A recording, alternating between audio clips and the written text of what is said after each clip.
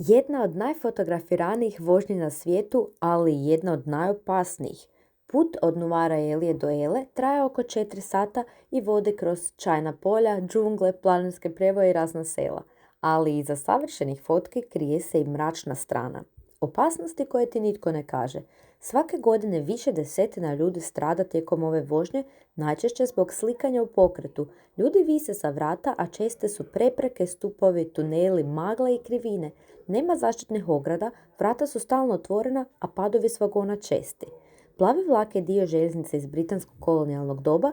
Pruga je stara preko 150 godina, a mnoge stanice su još uvijek ručno upravljane, bez moderne tehnologije.